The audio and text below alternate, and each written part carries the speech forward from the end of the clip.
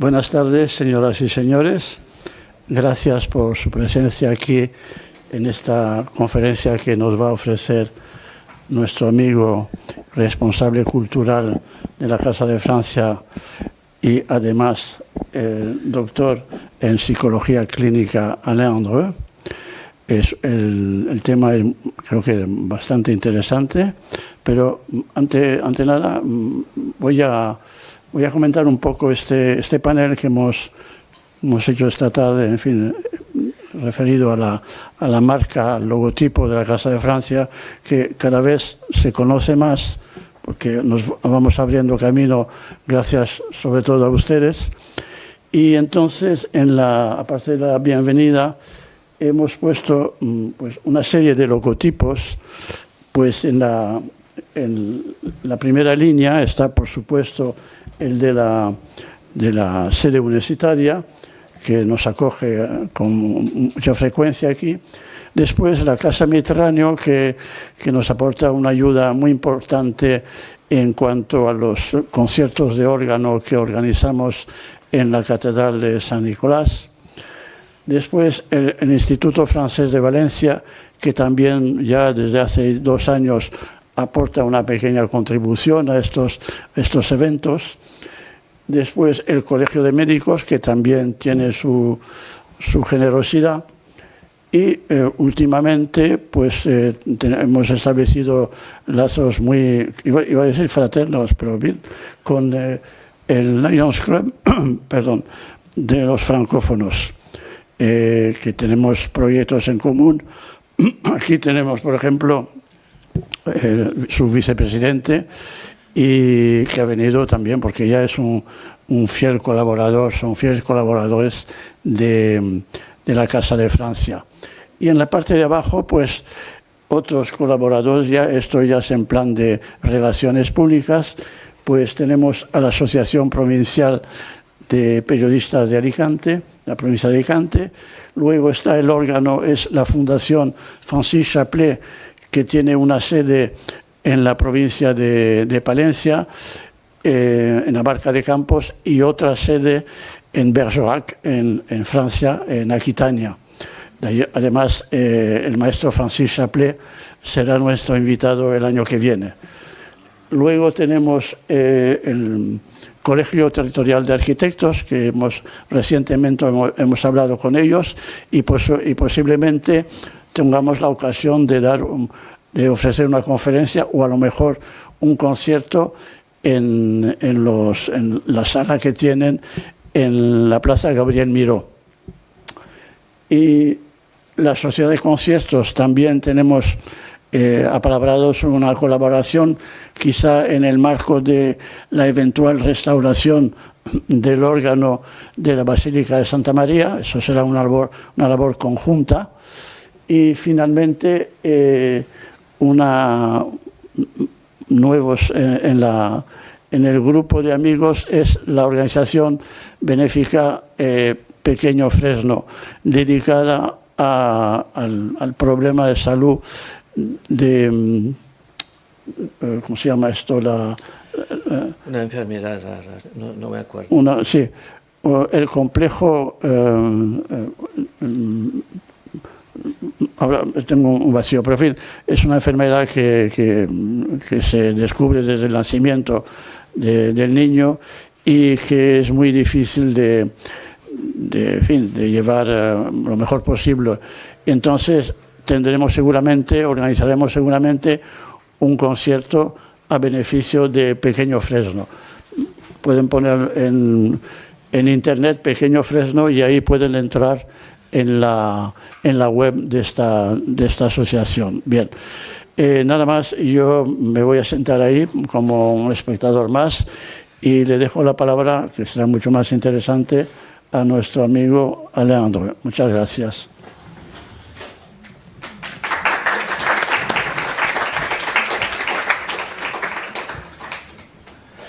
Buenas tardes a todas y todos. Una vez más, quiero agradecer a la sede universitaria de Alicante, a la Maison de France y en especial a su presidente y cómplice, nuestro amigo Carlos Galeana Ramos, por invitarme a somatizar frente a ustedes sin anestesia previa. Porque, seamos sinceros, ¿qué mejor momento para hablar de somatización que cuando ya estamos somatizando un poco? Pues, empezamos.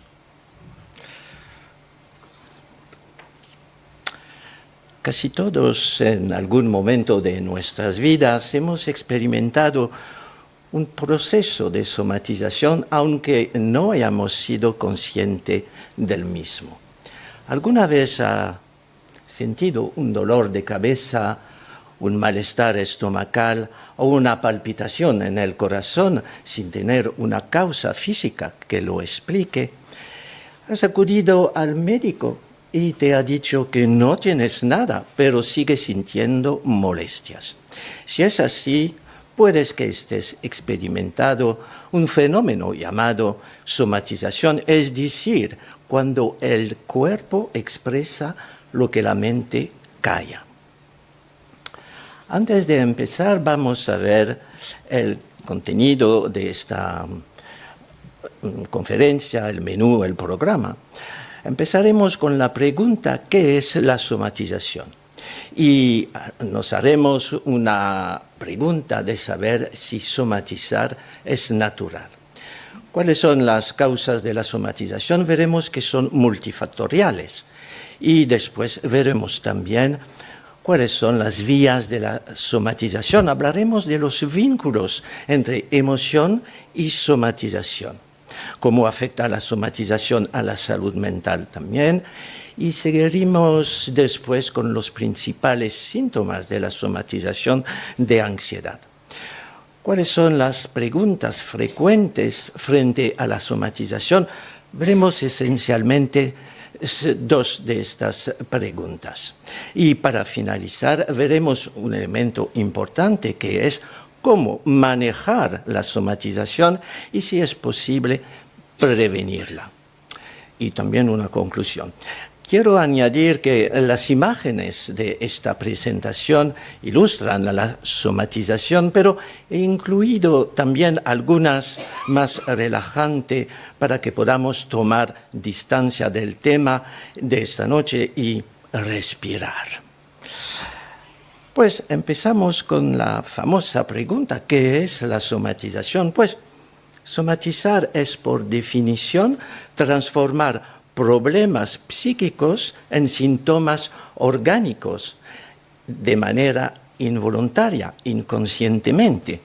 Y esta transformación de lo mental a lo físico no siempre es bien entendida, en consecuencia, bien tratada. Cuando acudimos al médico por algunas molestias y las pruebas diagnósticas no muestran nada que justifique las mismas, podemos estar ante un proceso de somatización. Los síntomas referidos pueden ser leves, como un ligero dolor de cabeza o una pequeña molestia, y un dolor de cabeza articular, o pueden ser más intensos, como un incapacitante lumbago y unos desagradables e inesperados vértigos. Por supuesto, la visita al médico debe ser de primera opción para descartar una causa subyacente, pero si la evaluación clínica no muestra nada revelante, podemos iniciar el análisis psicológico de lo que estamos padeciendo, bien de forma individual o con la ayuda de un profesional especializado. Y ahora vamos a ver si somatizar es natural. La somatización es un fenómeno muy frecuente en la población general. Se estima que entre el 10 y el 30% de las consultas médicas se deben a síntomas somáticos sin explicación médica. Además, la somatización puede estar presente en diversos trastornos psicológicos, como la depresión, la ansiedad, el estrés postraumático y los trastornos de personalidad. Las dolencias por somatización son algo natural y una manera que tiene el cuerpo de comunicarse cuando siente que algo está alterado en la mente.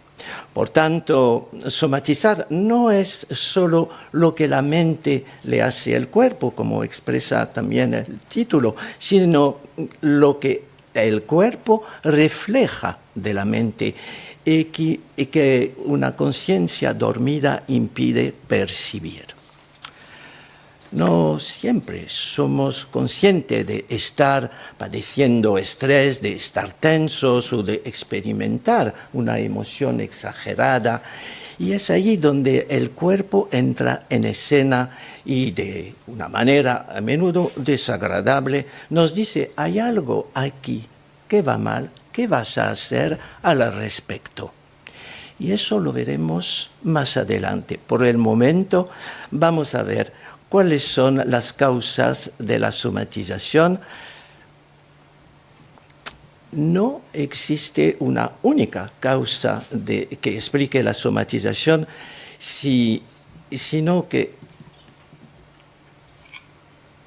ahora estamos bien. No existe una causa única que explique la somatización, sino que se trata de un fenómeno multifactorial que depende de la interacción de diversos factores biológicos, psicológicos y sociales. Vemos los primeros factores que son los factores biológicos.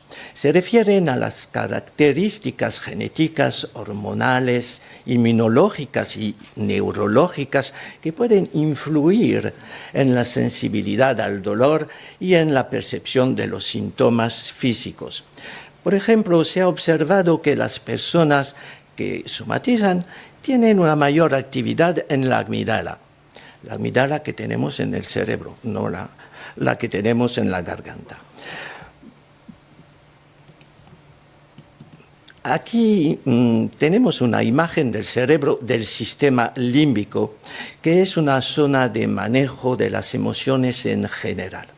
Aquí vemos también la amígdala bajo del hipotálamo. El hipotálamo regula funciones vitales en relación con el sistema hormonal, mientras que la amígdala ayuda a regular las emociones y a codificar los recuerdos, especialmente cuando se trata de recuerdos asociados al miedo, y eso gracias a las hormonas. Los factores psicológicos, ellos se refieren a las creencias, actitudes, emociones y estilo de afrontamiento que puede favorecer la aparición de síntomas somáticos.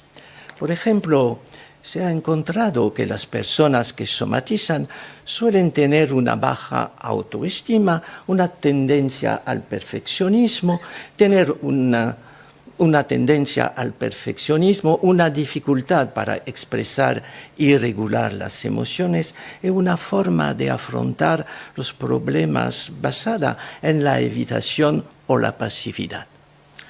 Este perfil psicológico tiende a debilitar el sistema inmunológico, un fenómeno también que se observa en algunos pacientes con cáncer, pero eso es otro tema y quizás lo veremos otro día. Eso depende de don Carlos y de la sede, porque sin aula no podemos reunirnos.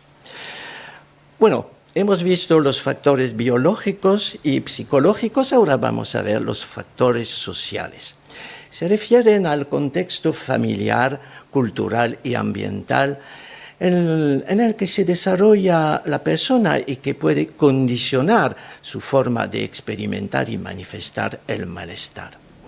Por ejemplo, se ha sugerido que la somatización puede ser más frecuente en culturas donde se valora más la expresión corporal que la verbal, o en situaciones donde se vive una alta presión, violencia o discriminación.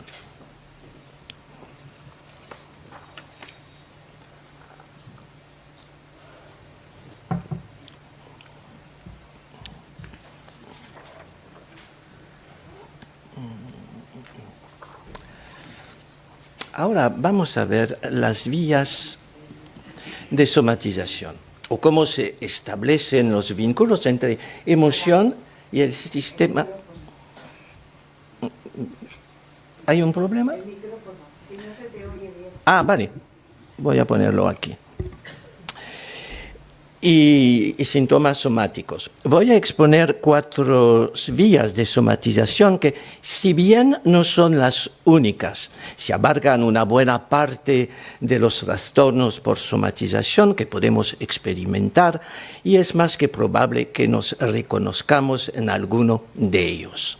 También les hablaré de las fascias cuyo papel en la somatización se ha descubierto recientemente. Las primeras vías de somatización es la tensión muscular.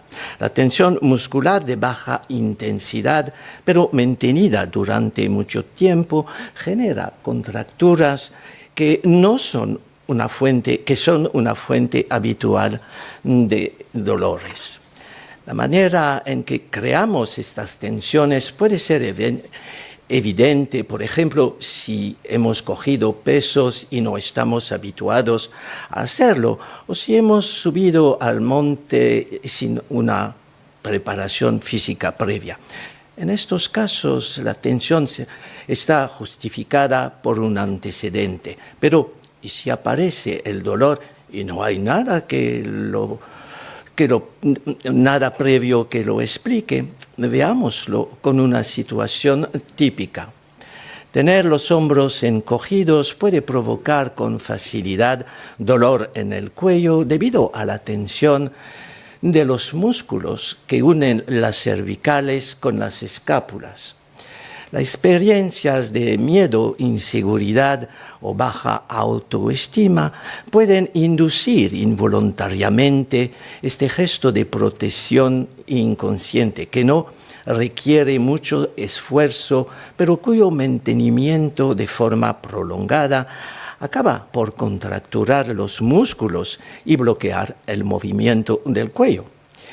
Se puede percibir como rigidez en la nuca, dificultad para girar la cabeza, un dolor en la parte posterior del hombro que se extiende hasta la zona cervical.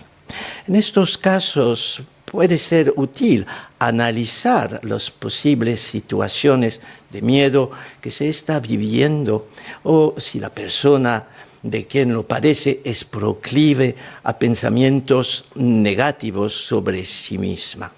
De hecho, es fácil imaginarse a la típica persona con la postura ligeramente encorvada, los hombros encogidos y la cabeza hacia adelante y hacia abajo, como si llevara algo en la espalda, y asociar esta pose a una personalidad depresiva y de bajo ánimo.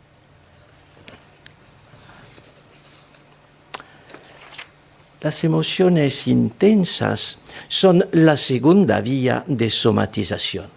Los estados emocionales vividos con mucha intensidad provocan cambios fisiológicos que se pueden medir de manera objetiva, como pueden ser el ritmo cardíaco, la frecuencia y amplitud respiratoria o la conductancia de la piel. Y por eso el médico te vas a picar, pinchar y pellizcar y después te vas a preguntar si te duele. Sí, claro, pero es mejor si duele. Emociones como la ira y el miedo son las que provocan la mayor fluctuación de algunos niveles fisiológicos, pues preparan al organismo para conductas específicas como pueden ser la lucha, la huida o simplemente poder elevar la voz para expresar el descontento o la agitación. Una vez pasados los estados emocionales, estos cambios regresan poco a poco a sus niveles habituales, como lo sabemos todos. Pero cuando algunas emociones se prolongan en el tiempo o se experimentan con demasiada frecuencia o intensidad, los cambios fisiológicos pueden mantener unos parámetros alterados, provocando cambios internos. Se sabe, por ejemplo, que las personalidades proclives a estar mucho tiempo enfadadas experimentan cambios cardiovasculares que aumentan el riesgo de padecer síntomas coronarios como arritmia o pequeños infartos. Y también se ha comprobado experimentalmente cómo la experiencia de miedo intenso puede provocar vómitos y problemas estomacales debido al malestar interno que produce una vivencia de este tipo. La gestión emocional pasa primeramente por ser consciente de lo que se siente y expresarlo de forma sincera. Hablo yo de palabra de verdad, no de palabra para hablar del tiempo, sino de palabra de verdad. Admitir que estás enfadado por lo que sucede a tu alrededor o reconocer que algunas situaciones te provocan un miedo exagerado puede ser el primer paso para modular estas emociones y impedir que se disparen extremadamente.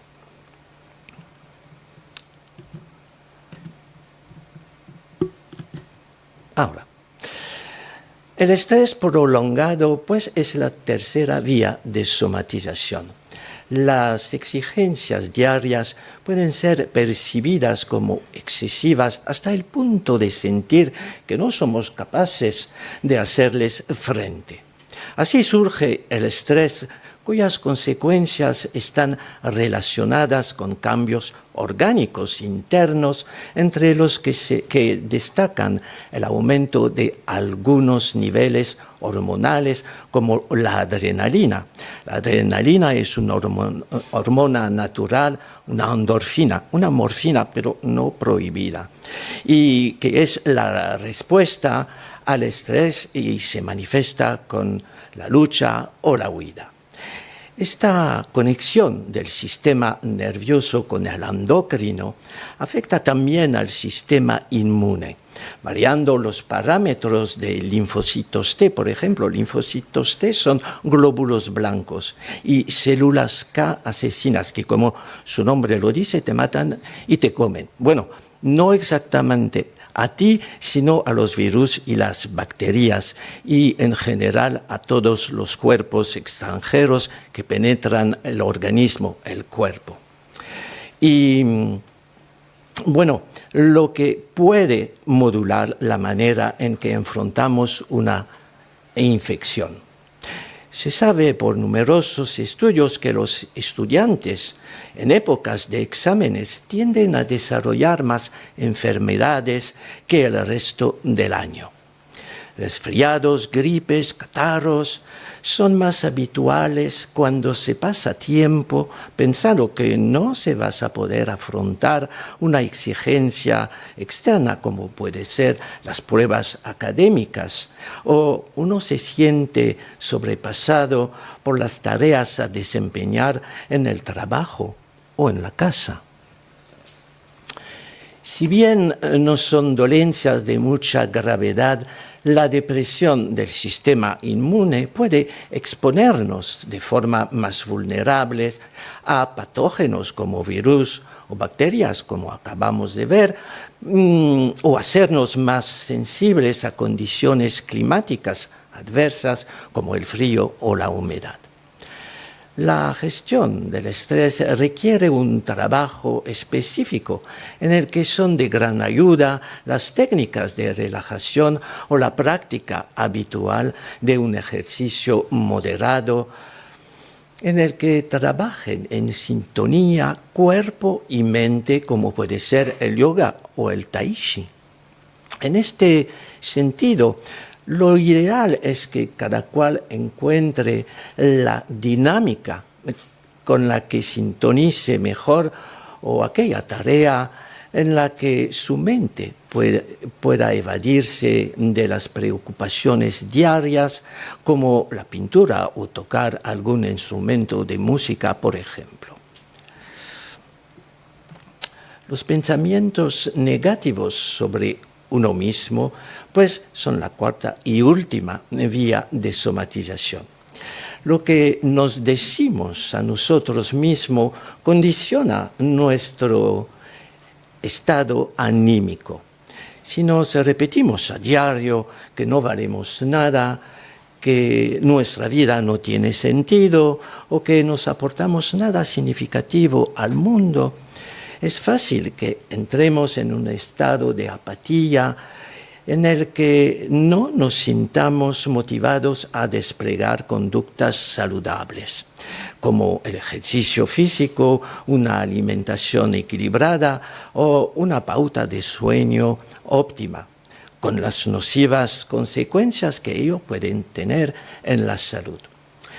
Cuando esto sucede, y puede tardar mucho tiempo a producirse, el organismo se resiente y va entrado en una actitud enfermiza que suele ser apreciable en la apariencia externa y en la manera de moverse, expresarse o simplemente estar en la sociedad. Estamos aquí hablando de un proceso de somatización a largo plazo que puede durar años e incluso décadas y que implica cambios profundos en la forma de pensar y ver el entorno. Veremos eso en detalle en otro capítulo. En estos casos, y seguro que nos viene a la mente algún conocido, la persona en cuestión tiene que dar voluntariamente un primer paso para iniciar un proceso de transformación individual que revierta este proceso. Esto no siempre es fácil, pues implica cambiar patrones de pensamiento y conductas que suelen estar muy arraigados en la mente, por lo que es esencial que la persona en cuestión realice un gran esfuerzo individual independientemente de la ayuda externa que pueda solicitar.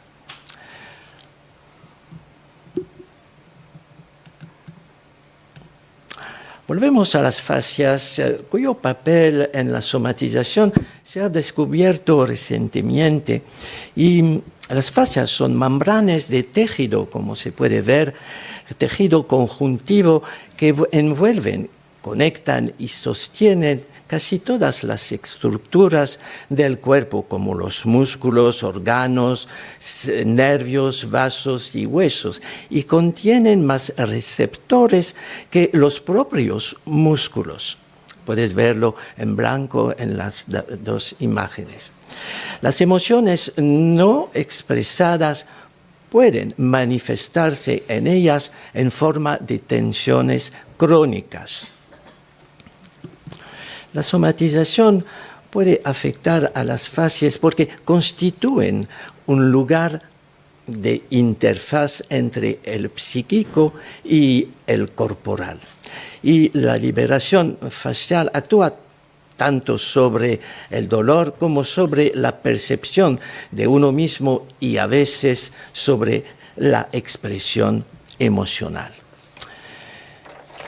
Me pareció interesante hablar de esto porque el masaje y el ejercicio físico pueden influir en las fascias situadas debajo de la piel. Por eso. Ahora vamos a ver cómo afecta la somatización a la salud mental de vuelta. La somatización puede tener un impacto negativo en la salud mental de las personas que lo padecen. Algunas consecuencias que pueden provocar son, en primer lugar, ansiedad y depresión. La presencia de síntomas físicos sin una causa médica puede generar una gran preocupación, miedo e incertidumbre en la persona que lo sufre, lo que puede desencadenar o agravar un cuadro de ansiedad o depresión. Además, la somatización puede interferir en el funcionamiento diario de la persona, limitando su capacidad para trabajar, estudiar, relacionarse o disfrutar de la vida, lo que puede aumentar su sensación de tristeza, frustración o desesperanza. Otra consecuencias son la baja autoestima y autoeficacia, baja autoeficacia. La somatización puede afectar a la forma en que la persona se valora y se percibe a sí misma, disminuyendo su autoestima y su autoevaluación, autoeficacia. La autoestima es el grado de aprecio y respeto que uno tiene por sí mismo, mientras que la autoeficacia es la creencia en la propia capacidad para lograr los objetivos que se propone. La somatización también puede hacer que la persona se sienta culpable, avergonzada o inútil por sus síntomas, o que crea que no tiene el control sobre su cuerpo o su vida. Otras consecuencias que podemos encontrar son el aislamiento y el conflicto social. La somatización puede dificultar la comunicación y la comprensión entre la persona que la padece y su entorno social. Por un lado, la persona puede sentir que los demás no la creen, la apoyan o la respetan por sus síntomas, lo que puede generar resentimiento, desconfianza o rechazo. Y por otro lado, la persona puede adoptar un rol de enfermo, dependiente o víctima, lo que puede provocar una sobrecarga, una irritación o una distancia en sus familiares, amigos o pareja.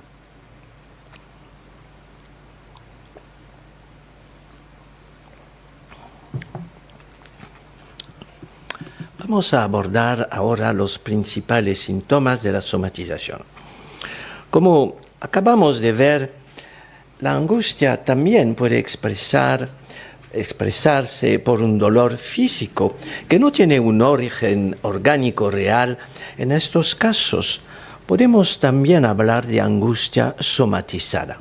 Pero, ¿por qué la ansiedad tiene tanto poder sobre nuestro cuerpo?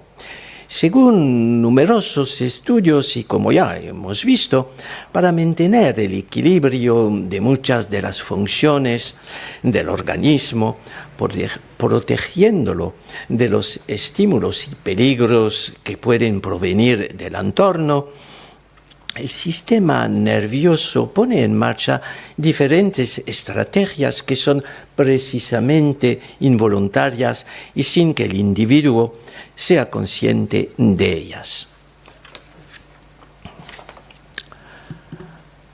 Fuera del cerebro, y como se puede observar en la diapositiva, el sistema nervioso autónomo se divide en dos partes: el sistema simpático con una acción estimulante y el parasimpático con una acción calmante, que actúan a través de diferentes órganos del cuerpo para responder a diferentes estímulos del entorno con el fin de mantenerlo y conservarlo en equilibrio. Por ejemplo, el sistema simpático prepara los órganos para emergencias o actividades, promoviendo un aumento de la presión arterial o de la frecuencia cardíaca, del azúcar en la sangre y de manera más general la activación del cuerpo y la activación de la energía. Mientras que el sistema parasimpático, actuando sobre los mismos órganos, consigue el efecto calmante opuesto. La gestión de estos dos sistemas está asegurada por el cerebro, que funciona como un verdadero centro operativo que analiza todas las funciones del cuerpo, siempre sin nuestra voluntad. Felizmente, porque qué trabajo. Una parte importante de este control la ejerce el sistema límbico, que es responsable de gestionar las emociones, como ya hemos visto. Este punto es muy importante. Cada una de nuestras emociones corresponde no solo a sensaciones, sino también a las respuestas de los órganos de nuestro cuerpo, mediadas por el sistema nervioso autónomo.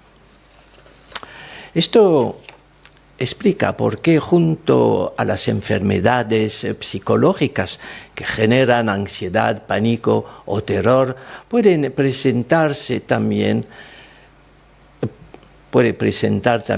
síntomas físicos que no tienen raíz orgánica, sino psicológica, como ya lo sabemos todos.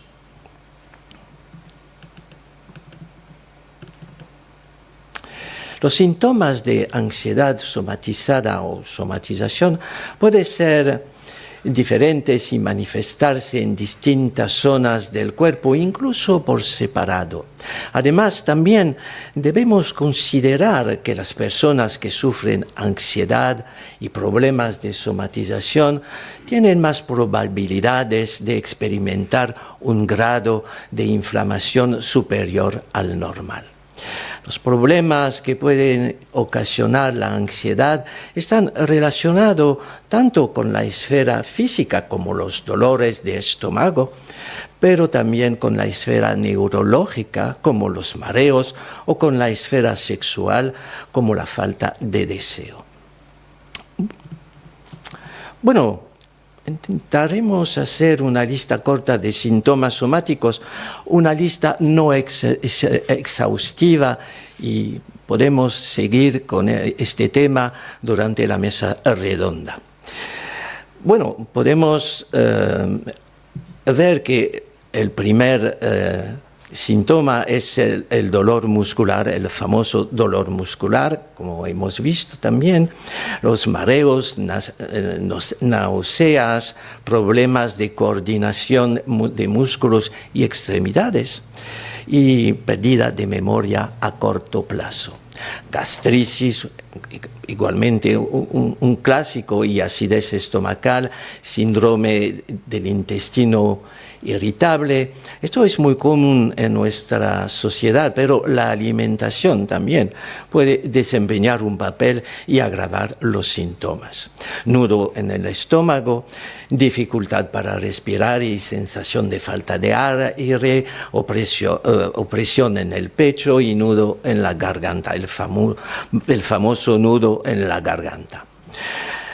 También podemos observar una tendencia a desarrollar enfermedades autoinmunes como psoriasis o dermatitis, o ciertas enfermedades más graves. Podemos también encontrar taquicardia o palpitaciones relacionadas con la esfera cardíaca, pero también alteración del sueño. Sin embargo, al nivel psicológico, los trastornos de ansiedad pueden presentar estos síntomas, que pueden ser ajetreo, pensamientos obsesivos, miedo e irritabilidad. Sentirse siempre en peligro o en situación de amenaza constante, y la mayoría de nosotros podría agregar algunos síntomas que ya hayamos experimentado. A continuación, vemos esencialmente dos de las preguntas más frecuentes que se hacen las personas que sufren de somatización o que quieren saber más de este fenómeno, ya que puede generar dudas en el diagnóstico y llevar a errores en la elección del tratamiento. Primero vamos a ver qué diferencia qué diferencia hay entre somatizar y trastorno de somatización.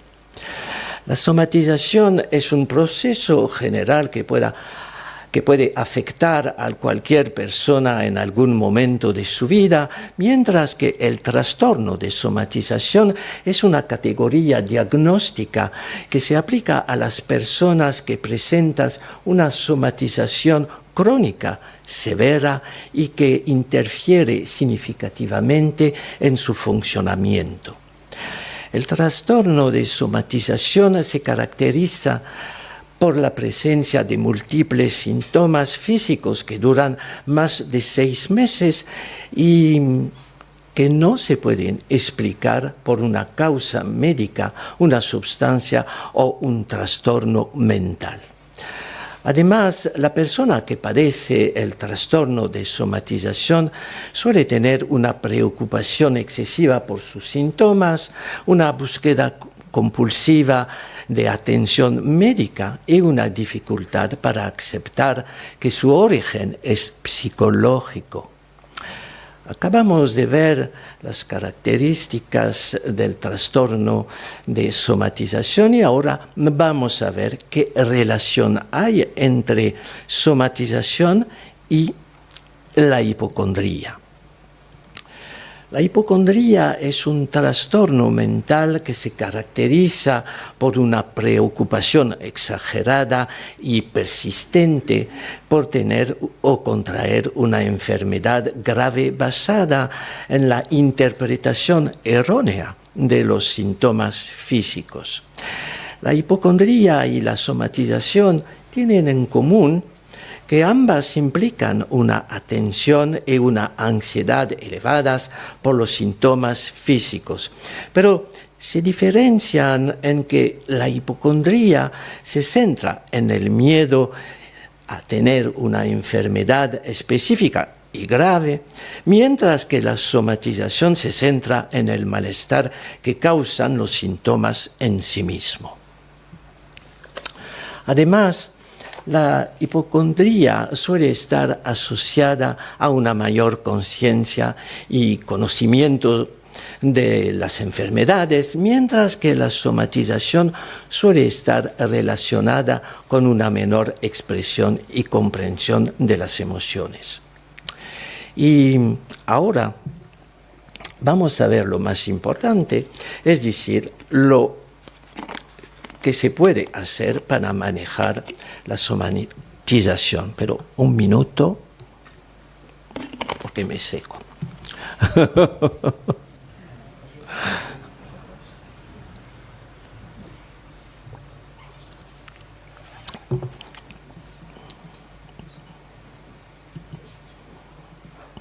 Ya está, lo tenemos.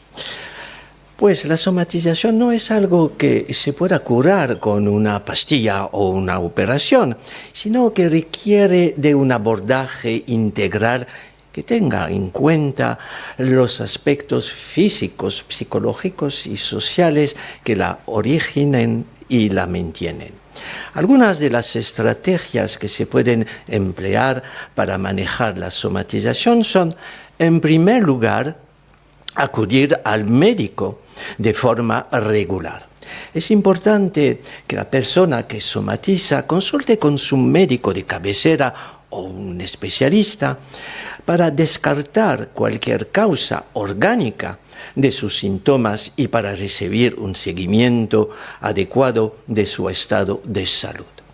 Sin embargo, se debe evitar la automedicación, no digo más, la búsqueda excesiva de información médica en Internet, no digo más tampoco, o la consulta con múltiples profesionales sin una coordinación entre ellos, ya que esto puede aumentar la ansiedad y la obsesión por los síntomas.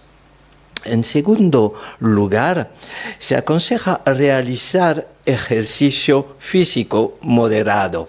Lo sé. Bueno, el ejercicio físico puede ser beneficioso para la salud física y mental de las personas que somatizan y las otras también, ya que ayuda a liberar endorfinas, hormonas del placer, como la dopamina, serotonina, oxitocina, y a mejorar el ánimo, a reducir el estrés, pero también a fortalecer el sistema inmunológico y a prevenir o aliviar el dolor. Eso es muy importante y no lo sabemos todos. Y también a mejorar el sueño. Se recomienda realizar una actividad física adaptada a las características y preferencias de cada persona, al menos 3 a 5 veces a la semana, 3 para empezar, durante al menos 30 minutos. También 30 minutos para empezar y subir un poquito más después. También se puede practicar técnicas de relajación que son herramientas que permiten disminuir la tensión muscular y mental, favoreciendo un estado de calma y bienestar. Algunas de las técnicas de relajación más utilizadas son la respiración diafragmática, la relaxación progresiva de Jacobson, es su nombre, el mindfulness, que algunos conocen, o la meditación. Se aconseja aquí también practicar una técnica de relajación al día durante 10 o 15 minutos. 20 minutos no matan, Y puede ser también 10 minutos por la mañana y 10 minutos por la tarde, en un lugar tranquilo y cómodo, como lo sabéis. La cuarta estrategia es expresar y regular las emociones. La expresión y la regulación de las emociones negativas son habilidades que permiten reconocer, aceptar y manejar los sentimientos de forma adecuada sin reprimirlos o exagerarlos. Algunas de las formas de expresar y regular las emociones son escribir un diario, hablar con un amigo o una amiga. Puede ser mejor con una amiga, quizás.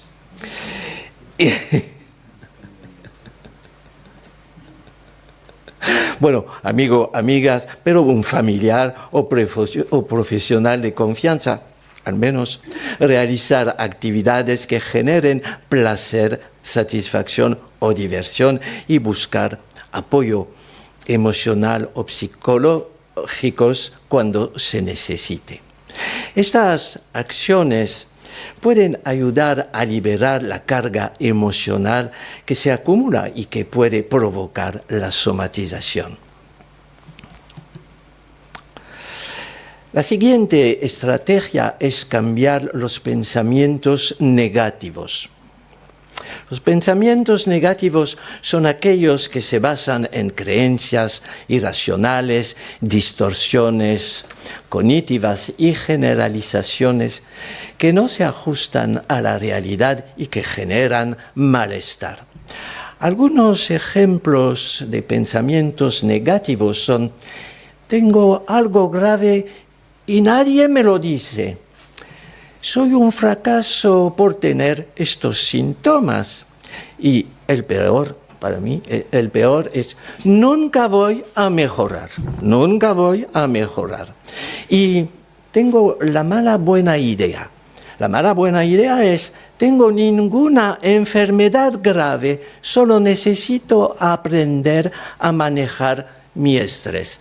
Enfermedad grave y estrés, pues la mente se vuelve loca. Y por eso la llamo la mala buena idea. Estos pensamientos se pueden cambiar por otros más racionales, objetivos, positivos, que se basen en la evidencia, en las posibilidades y en los recursos. Por ejemplo, tengo muchos logros y cualidades que me hacen valioso. Pues, perfecto. Puedo mejorar con ayuda y esfuerzo. Y para mí la mejor es: me mejoro cada día más. Me mejoro cada día más Esta frase puedes repetirla todo el día y toda la noche, pero cuidado, necesitamos también dormir, pues me mejoro solo cada día más. Estos pensamientos pueden aumentar la autoestima, la confianza y la motivación de la persona. Y la última estrategia es acudir a terapia psicológica. Terapia psicológica es un proceso de ayuda profesional, por supuesto, que tiene como objetivo mejorar la salud mental y el bienestar de la persona. La terapia psicológica puede ser muy útil para las personas que somatizan, ya que les permite identificar y modificar los factores que originan y mantienen sus síntomas, así como desarrollar habilidades y estrategias para afrontarlos de forma más eficaz. Existen diferentes tipos de terapia psicológica, pero los más recomendados para la somatización son la terapia cognitivo-conductual, la famosa TCC, se llama también así, y la terapia de aceptación y compromiso. También terapias de cuarta generación que no debemos descuidar, como las terapias energéticas, como son la EMDR y la EFT. No sé si en España se usan mucho, pero en Francia se usan. En el norte de Europa se usan también, en Canadá, en los Estados Unidos claramente, y en Australia, porque tenemos muchas fuentes científicas que vienen de Australia y de Canadá. Estas terapias se utilizaron ampliamente en soldados que regresaban de la guerra de Vietnam y que presentaban trastornos de estrés postraumático.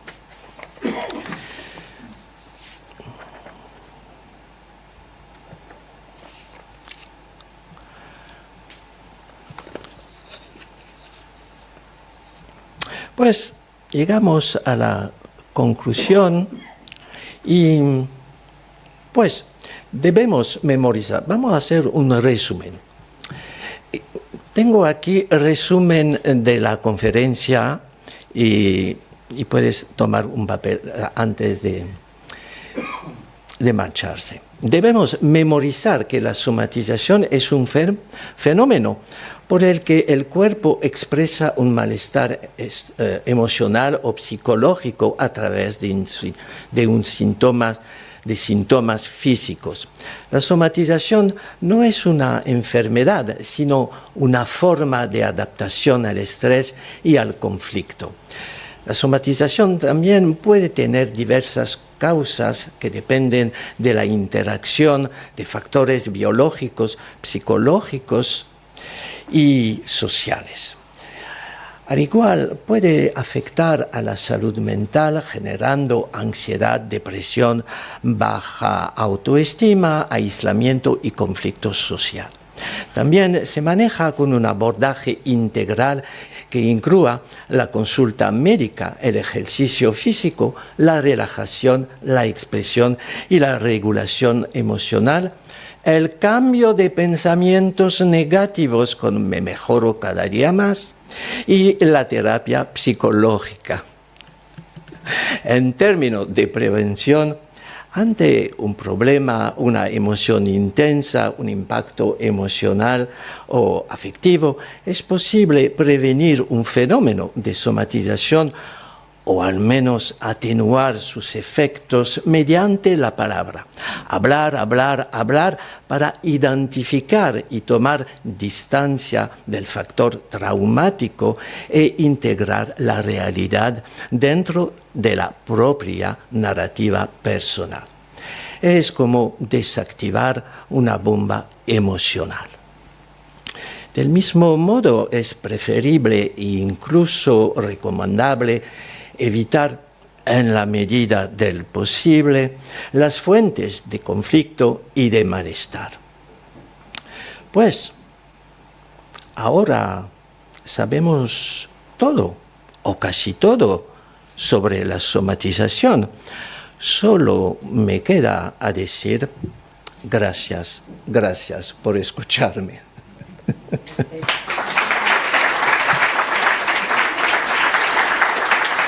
Gracias.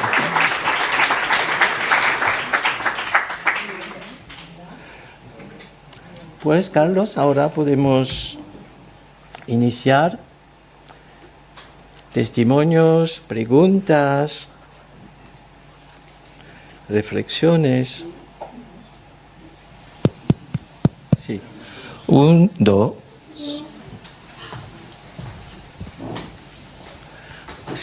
Es lo mío. Buenas tardes.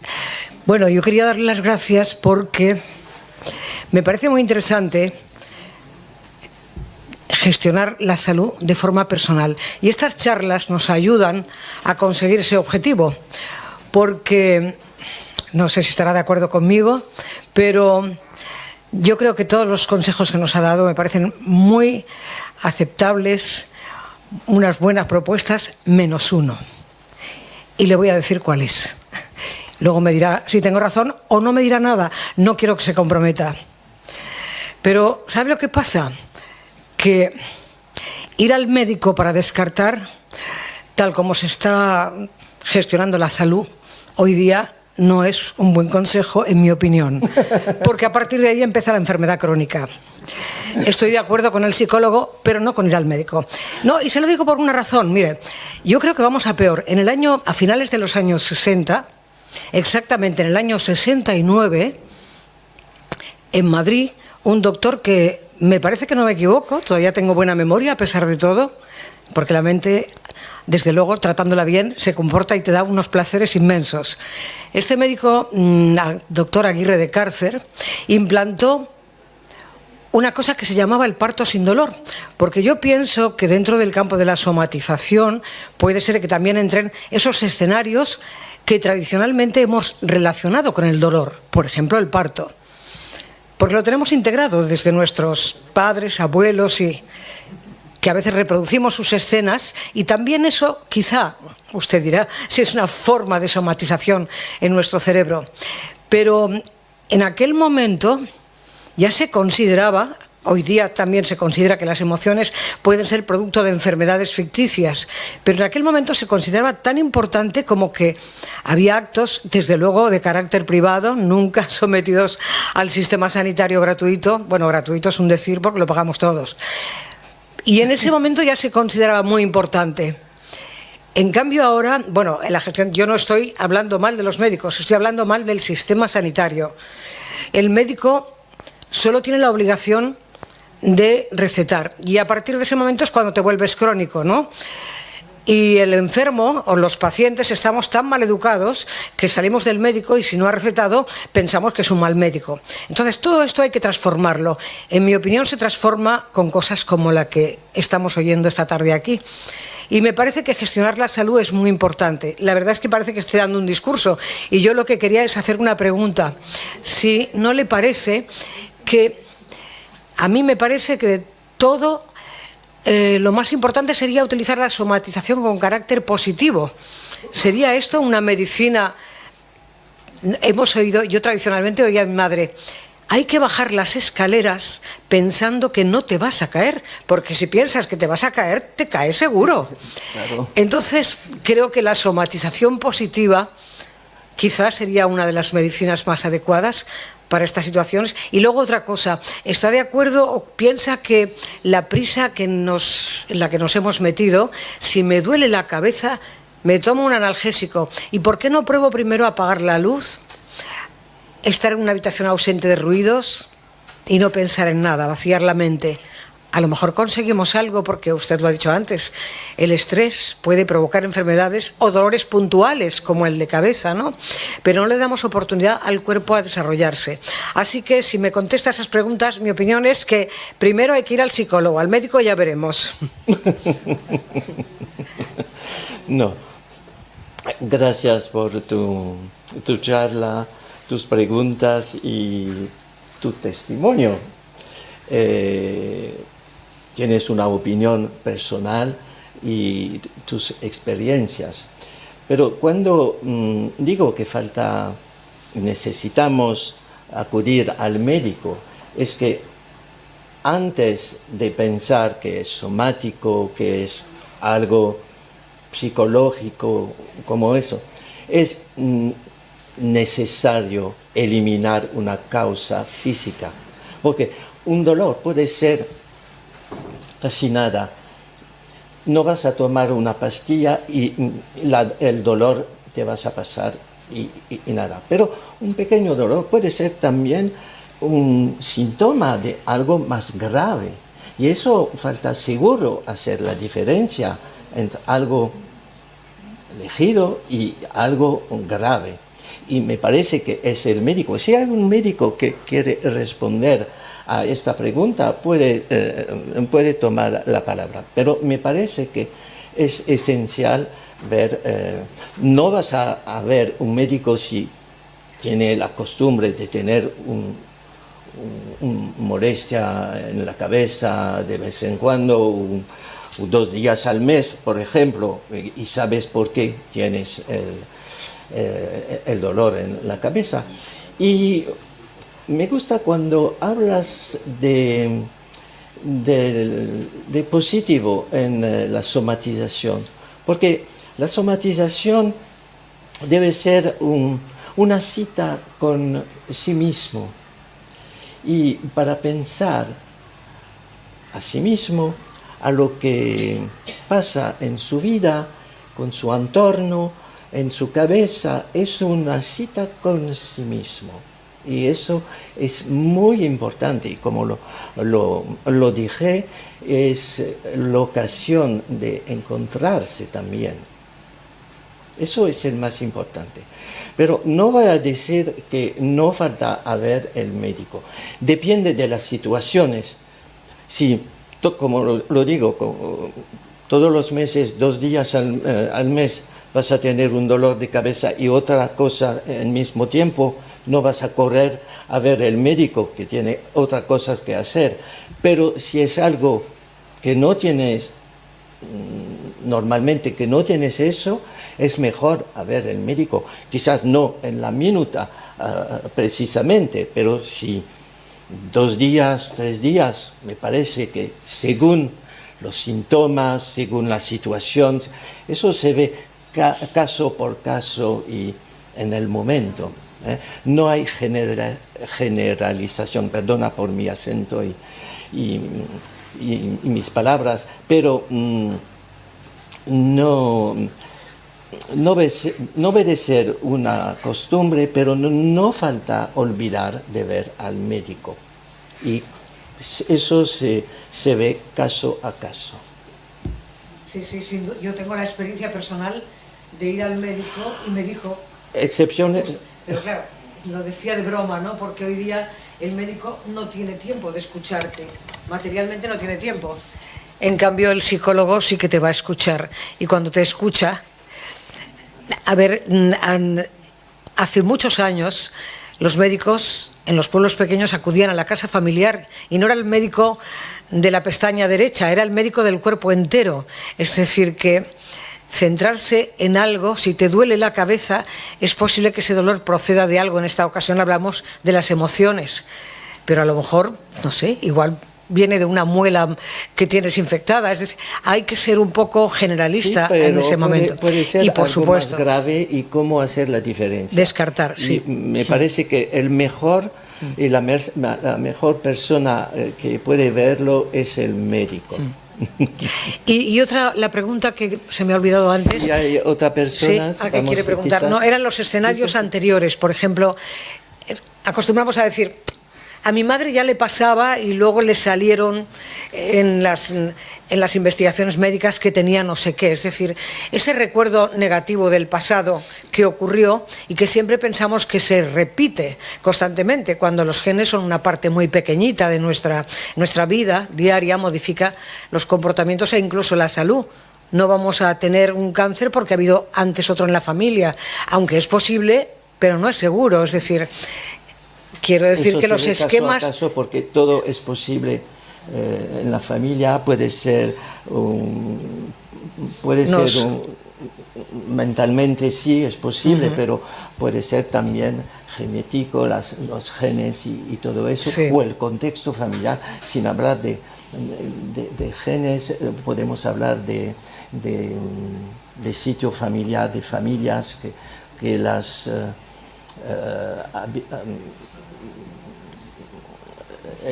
la familia tiene particularidad con la comida excesiva, con comportamientos particulares que pueden favorecer algo grave, por ejemplo, como lo dice. ¿Otra pregunta? Gracias. Muchas gracias. Yo quería plantear, Sí. quería plantearle el aspecto positivo del control mental, que es capaz con la mente de curar enfermedad, llegar a ese control mental, de poder curar, tiene que ver con lo que decía del parto sin dolor, en el cual se manejaba mucho Hay la mente. técnicas para manejar dolores, ciertos dolores, estados emocionales también, pero depende qué quieres decir cuando hablas curar enfermedades. Y eso, cuidado con eso. Bueno, o mejorar. No soy un gurú, soy solo un psicólogo.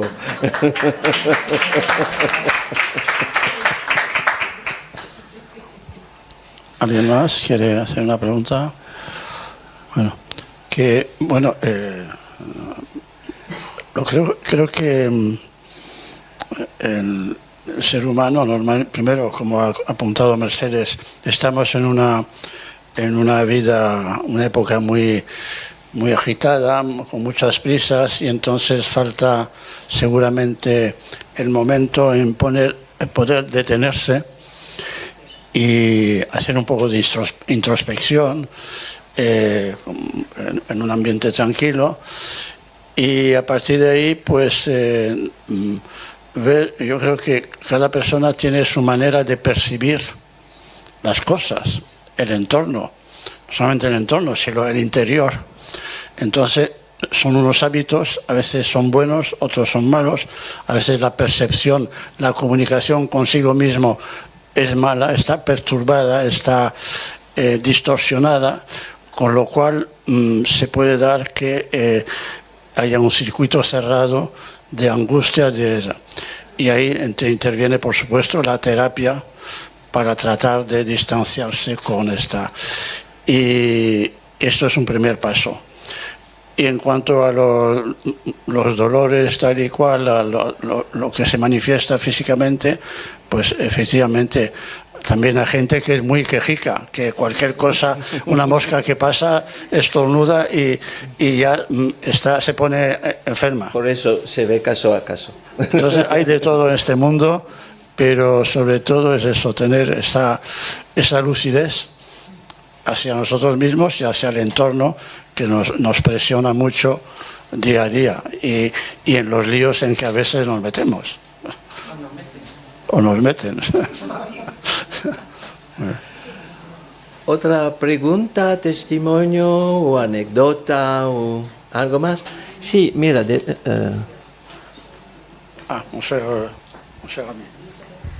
Sí, hola, Alain. Mira, yo quería un poco tu opinión sobre el tema de las enfermedades autoinmunes, ¿no? Que están últimamente, salen muchas por todas partes, ¿no? Entonces, bueno, parece ser que hay algunas, ¿no? Que es el propio cerebro el que cree que hay un problema que en realidad no existe físicamente, ¿no? Y provoca la reacción, lo que hace es provocarte dolor o molestia. Es decir, las enfermedades autoinmunes se pueden, en tu opinión, quiero decir, tratar psíquicamente. No solo. Hay dos cosas con las enfermedades en general y las enfermedades autoinmunes. Hay primero un contexto psicológico que puede venir del entorno, pero interno también. Y cuando la enfermedad se declara, puede provocar tensiones, ansiedad, depresión, además de la enfermedad ella misma. ¿Sabes? Es lo que hemos visto cuando hablo de de la somatización que va a dar más ansiedad, depresión y eso. Como si daba una vuelta también, se reviene en la cara. Pero falta ver el contexto antes, la persona, el perfil, el entorno, las situaciones, el contexto y también lo que puede provocar esta enfermedad, las implicaciones que hay detrás y que pueden provocar ansiedad, depresión y todo eso. Decíamos por esa frase tan manida, ¿no?, de que no hay enfermedades sino enfermos, ¿no? Un poco ahí, ¿no? Por ahí va.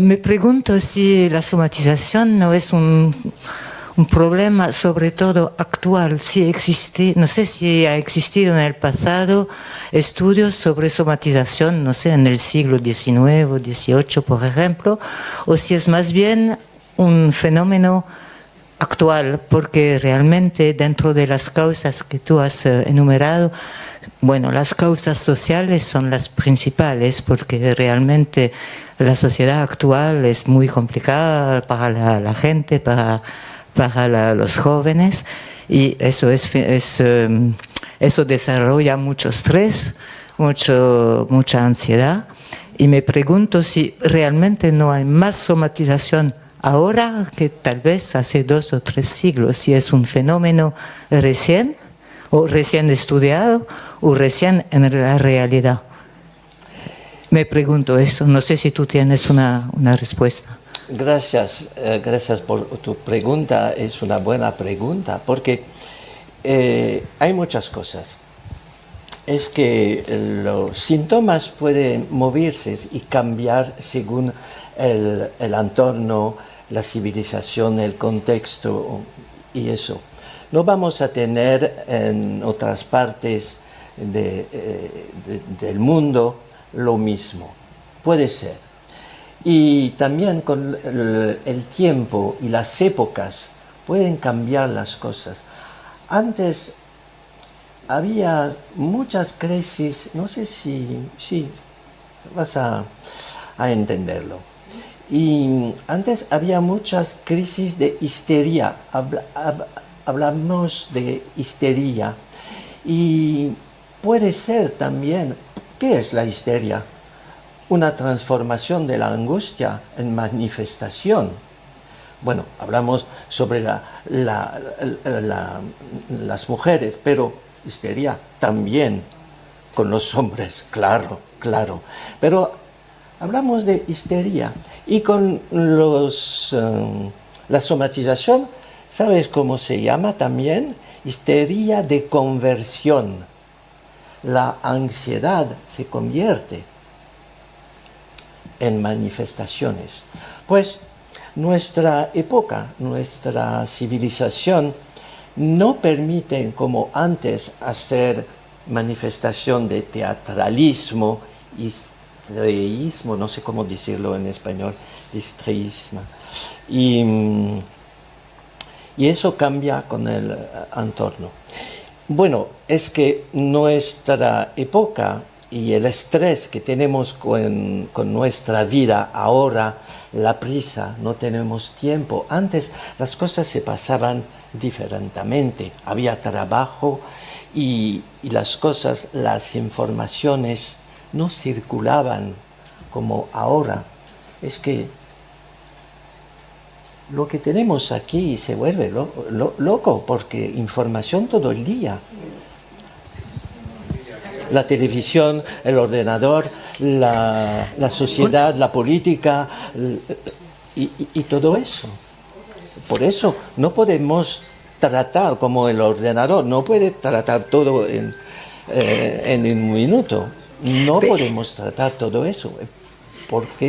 Y por eso el malestar. Por eso hablo de técnicas de relajación, de mindfulness y todo eso. Discúlpeme, pero es que, claro, como sigue hablando y explicando, me va abriendo la mente y me surgen más preguntas. A ver, en nuestra literatura, yo he leído algunas biografías de clásicos Y para mí es muy familiar el encontrarme con episodios de la historia de un clásico que ha muerto de tristeza. Es una frase como muy habitual en la literatura. Es decir, que de alguna forma, no sé si era una forma de hablar, una expresión preconcebida y establecida, o que realmente había gente que moría de tristeza, que es un poco hablar de la somatización, que ahora tiene nombre, y que es más un científico. Perfil psicológico. Se puede hablar de perfil particular, con antecedentes o con particularidad de fragilidad, debilidad. Hola, buenas noches. Gracias por su exposición. Quería hacer una simple pregunta. ¿Hay diferencia en todos estos síntomas entre el sexo masculino y el femenino? ¿O hay, por nuestra forma y nuestra composición del organismo nuestro, de si hay una diferencia entre el hombre y la mujer en todos estos síntomas, bajo su experiencia? Realmente no podemos encontrar síntomas en las mujeres y los hombres que pueden ser mismo. Si hay diferencia, es una diferencia hormonal, pero se puede, y la educación, a la cultura, todo eso va a tener un papel en la manera de somatizar también. No sé si me entiendes o si he bien entendido tu pregunta. ¿Puedes repetir si no es...? Quería decir que, por el sexo femenino o masculino, todos los síntomas que se presenta, una depresión, en una forma de todo lo que pasa en una depresión, si es lo mismo, por su experiencia en consulta, de aquello que les ponen tanto, o sea, los hombres o las mujeres, o hay unas cosas muy en común y otras se diferencian por su sistema, hormonal. Se puede encontrar lo mismo. Es la manera de manifestarse. Y sabemos que los hombres no manifiestan muchas cosas como muchas mujeres. No voy a decir que hay mujeres y hombres, pero hay tendencia más con las mujeres que los hombres.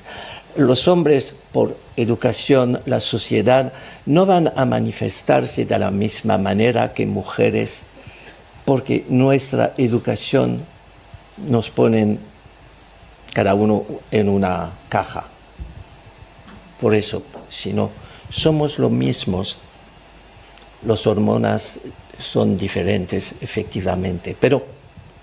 Y puedo responder otra cosa, es que en consulta veo, ahora no tengo consulta, pero veía más mujeres que hombres, porque los hombres es más duro por los hombres de hablar de sí mismo, de lo que no va, de lo que sienten, y eso es una realidad, lo sabemos. Hay un artículo en el sitio de la hoja del lunes. De la hoja de lunes, del periódico de la Asociación Oficial de Periodistas, sobre efectivamente los hombres que se callan cuando deben hablar. ¿Puedes verlo? Lo escribe yo. ¿Alguien más quiere hacer una pregunta? Bueno, creo que tenemos que agradecer tu explicación, que nos deja para pensarlo en casa, y agradecer también. Y con todo eso puede pensar, reflexionar mucho. Hay papeles con el resumen de la conferencia, y detrás hay también el boletín para adherir a la asociación. Muchas gracias a todas y todos.